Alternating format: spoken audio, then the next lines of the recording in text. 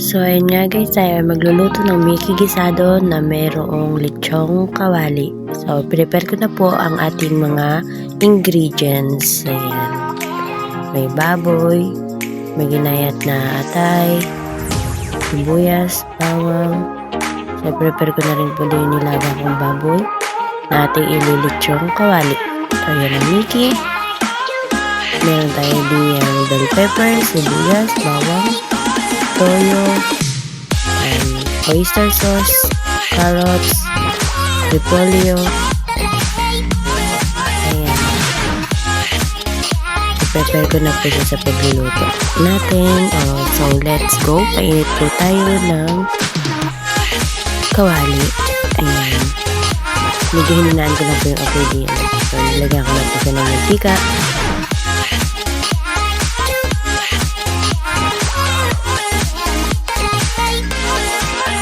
At kinisa ko na po dyan yung ginayat kong baboy.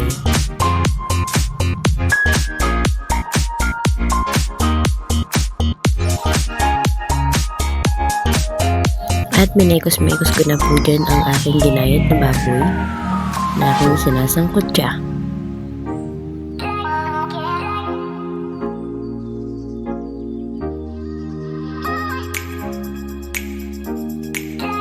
At nilagay ko na rin po dyan yung bawang,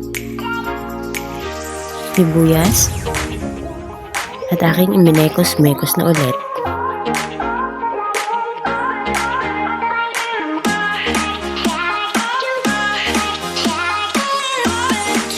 At pagkatapos ko nga pong mekos-mekos ang mga ricado, nilagyan ko na po siya ng carrots. Ayan, mekos-mekos ulit. At sayote. Again, mekos-mekos na naman.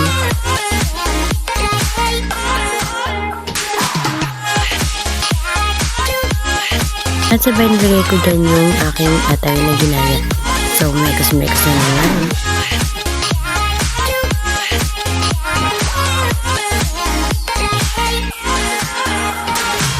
At nag-add na rin po ako ng bell pepper, red bell pepper po. So, mekos-mekos na ulit.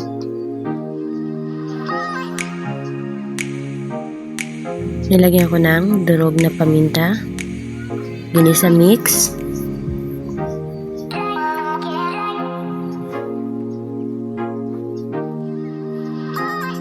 toyo,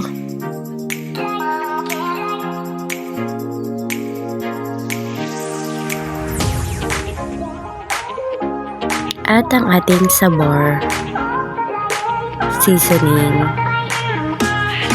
So ayan, minekos-mekos ko na po muna ulit para manuot ang ating lasa. At nag-add na din po ako dyan ng tubig. Okay.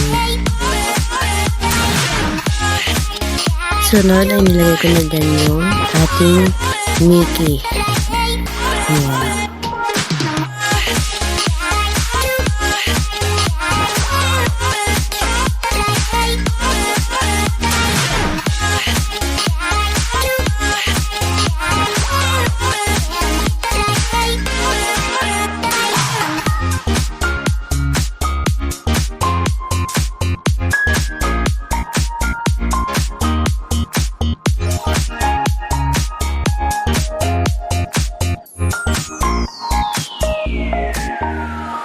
At naglagay na din po ako ng oyster sauce.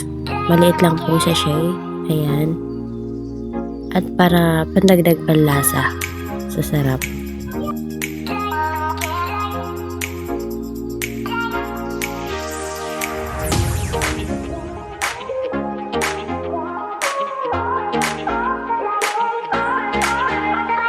At sunod na nilagay ko na rin po ang ating repolyo.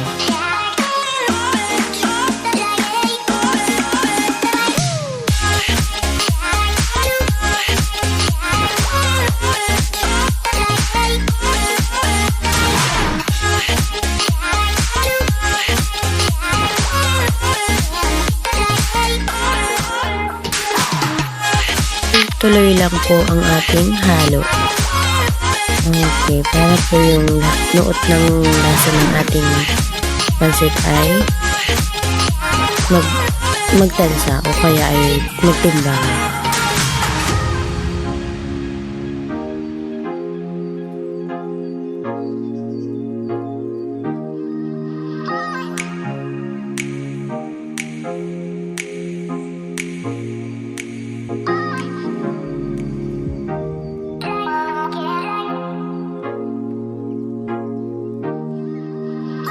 Ayan na nga po, luto ng ating Mickey gisado.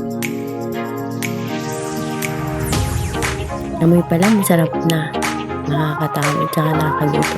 So, ilagay ko na po siya sa plato at aking inihain.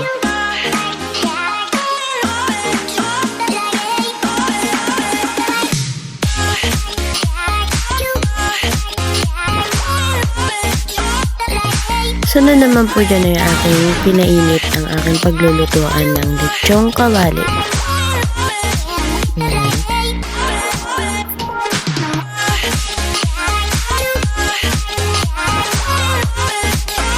At ayan na nga po, mainit na, nilagay ko na po si mantika.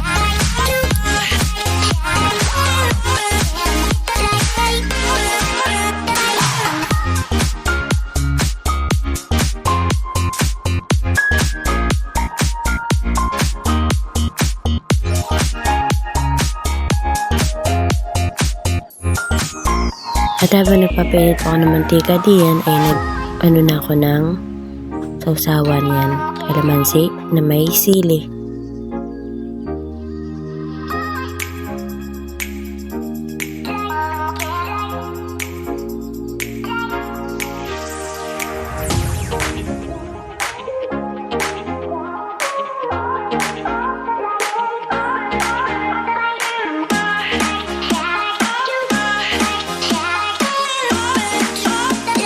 At nilagyan ko na rin po yan ng toyo para po sa ating lechong kawali.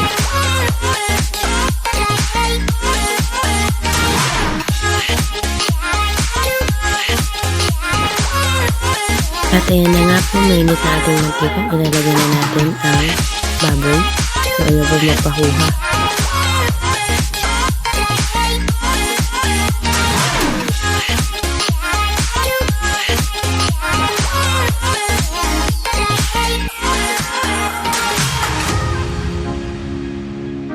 Make sure po natin na mainit na ang ating mantika bago natin ilagay ang ating baboy para hindi po siya dumikit sa kawali o sa ating paglulutuan.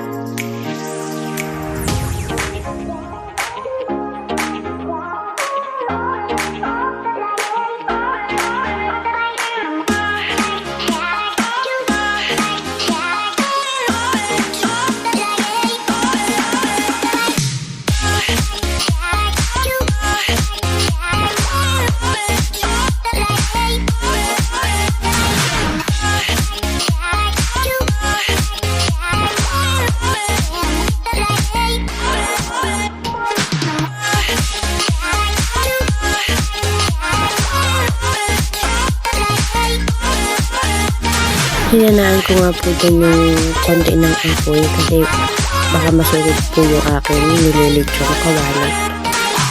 So ayan, luto na yung isa.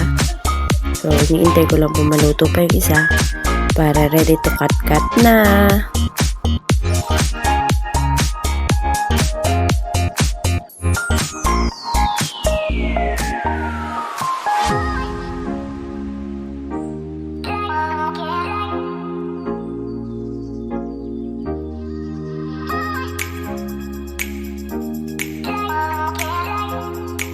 So ayan na, pwede na nating hanguin at siya ay fried na fried at lechong kawali na talaga siya.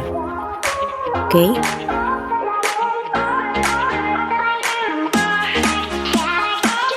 Ayun na nga po, inilagay ko na po siya sa sangkalan. Ilagay ko na po sa sangkalan at akin gagayat-gayatin na po siya ng tamang gayat lang para makain natin ang ating lechong kawali.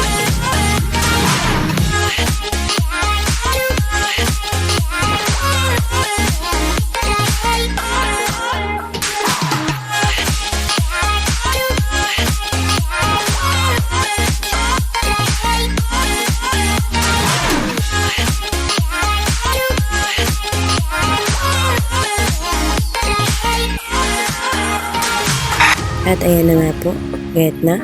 Nag-prepare na rin po ako ng ating sawsawang suka.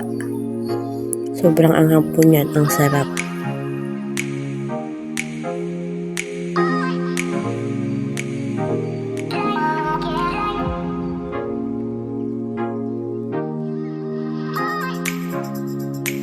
At ayan na nga po ang ating Mickey gisado na merong lechong kawali. So, let's eat!